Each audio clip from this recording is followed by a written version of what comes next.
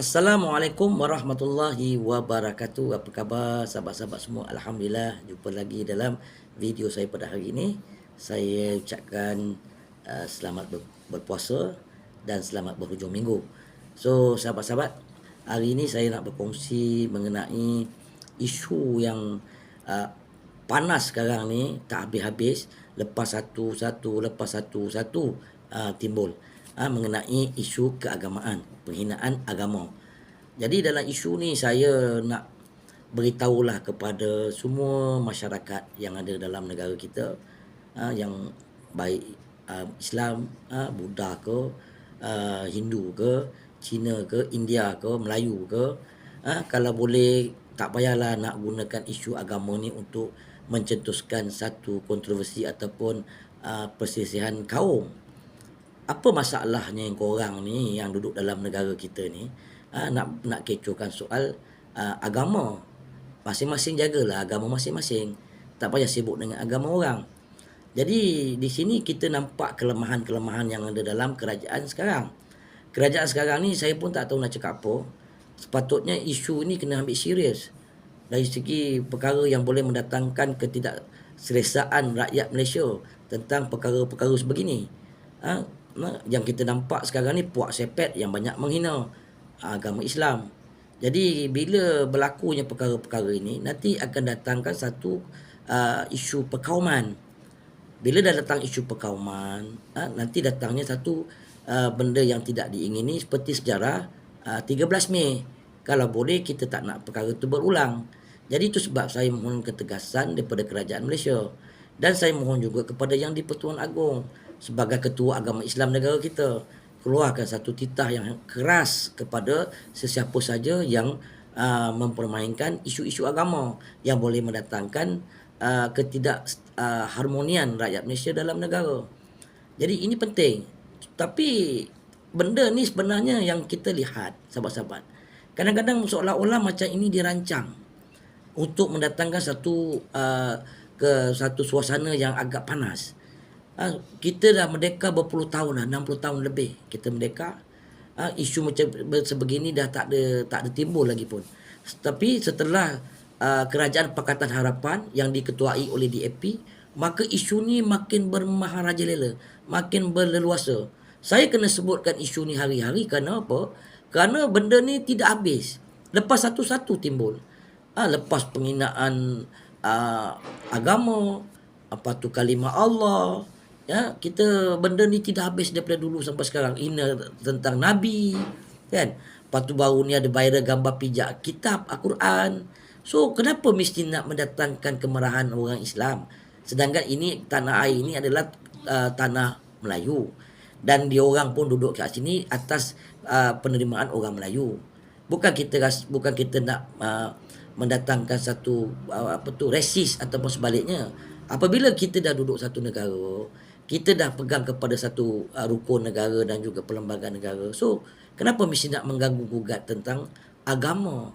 Sedangkan kita tidak pernah mengganggu-gugat kepada agama lain, terutama orang Islam yang amat prihatin kepada bangsa-bangsa lain. Tapi apabila bangsa lain mempunyai sedikit kuasa, mereka nak besar kepala, kemudian nak merasai bahawa sesungguhnya Malaysia ni mestilah menjadi hak milik dia kerana ekonomi dia kontrol, kerana puak-puak dia dah beri dia kuasa untuk memerintah negara. Ini satu kesilapan besar. Itu sebab dalam perkara ni orang Melayu kena celik sikit. Bukan saya suruh celik nak pergi perang, celik sikit. Inilah apabila kalau Melayu dengan Melayu tidak bersefahaman, Melayu dengan Melayu asyik dibeli oleh puak-puak sepet ni, mudah dibeli, mudah dibagi gula-gula. Kita pun mempertahankan puak sepet, konon-konon sepet ni adalah bangsa yang bagus, yang lemah lembut. Dia tak tahu agenda. Kafir tetap kafir. Walau dia zimmi, walau dia harbi, dia tetap kafir. Sahabat-sahabat kena ingat, dia tetap ada agenda-agenda dia. Dia ada tetap perancangan-perancangan dia. Sebab apabila kafir ni, dia tidak fikirkan soal hukum hakam. Dia fikirkan soal bagaimana mereka nak mendapatkan keuntungan, mendapatkan perniagaan yang besar, nak mendapatkan kuasa yang seterusnya. Ini puak-puak kafir. Itu sebab tak kira lah zimmi ke, harbi ke, tapi yang paling teruk harbi lah. Yang sekarang ni kita nampak dah macam harbi.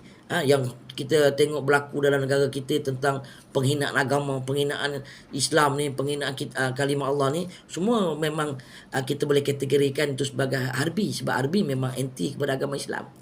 Jadi itu sebab orang Islam, orang Melayu Islam kena sedar, kerajaan kena tegas, dan juga yang di-Pertuan Agong kena keras bagikan arahan-arahan.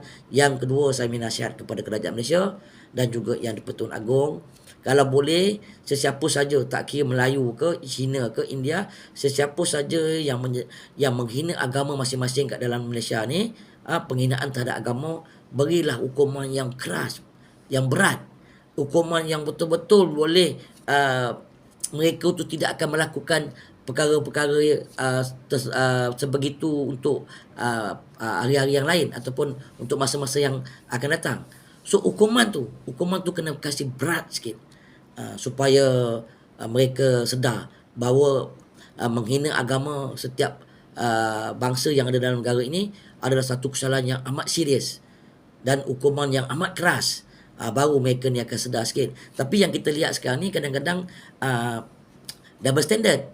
Bila puak pembangkang komen, dengan cepat dan pantas mereka tangkap. Tapi bila puak-puak yang pro kerajaan buat benda-benda yang mendatangkan satu kontroversi, mereka macam seolah-olah macam melengah-lengahkan, mereka macam membuat satu benda yang seolah-olah macam tak ada apa. Ini bukan saya nak tuduh siapa-siapa, tetapi kalau boleh jangan double standard dalam isu penghinaan agama. Ini adalah amat serius.